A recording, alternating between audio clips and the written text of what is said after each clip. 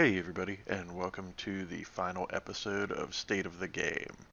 For those of you who are wondering why this is the final episode, I'll have a link to a video that explains why that's the case in the description box down below.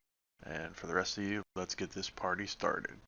Historically, I've used this series as a way to go back and revisit games that I've previously covered on the channel, due to them having drastic changes through DLC or major patches or other significant changes that warrant some coverage of the game. But what I thought I would do, since this is the last episode of the series, is to feature a game that I did not previously cover but wish that I had, and that game being This War of Mine. Now, those of you who read my blog will note that This War of Mine was one of my favorite PC games of 2014 back when it was first released. But for a variety of reasons, I chose not to cover it here on the channel at the time. And that's something that in retrospect I very much regret. Because at the end of the day, if I had to make a top 10 list of the most influential and important games that I've ever played in my long history with the medium, This War of Mine would almost certainly make that list. And it's worth pointing out that this game, despite being several years old now, still has new and very interesting content being released for it in the form of the Stories DLC, which you're seeing played here.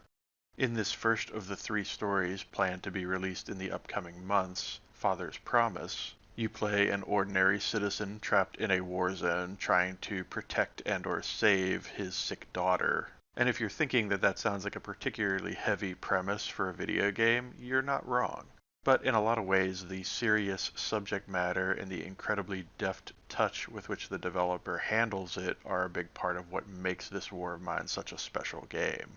I think this game could stand on its own as the ultimate proof and example of the games as art concept and argument. Even in its original form, I would have said that This War of Mine was a game that was basically unrivaled in terms of its potential for narrative and emotional impact. And while I personally still find the open-ended sandbox nature of the base game more compelling and interesting, I can absolutely see how the more focused, structured narrative aspects of the Stories DLC could be more appealing to certain types of players.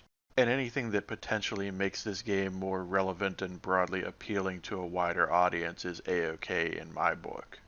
As with most single-player games, I'm still very much of the mind that the gameplay of This War of Mine would highly benefit from the inclusion of a cooperative multiplayer element. But as with other truly exceptional single-player experiences that I've covered in the past, I would have to admit that this game functions so well as a single-player experience that it's worth investing the time and effort to partake in what it has to offer.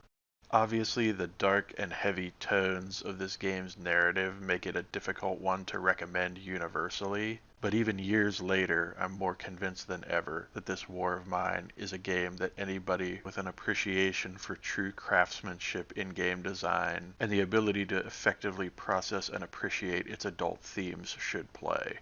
Having said all that, hopefully you folks have enjoyed this video. If you did, be sure to hit that like button. If you'd like to see more videos from me in the future, be sure to hit subscribe, and I will see you next time.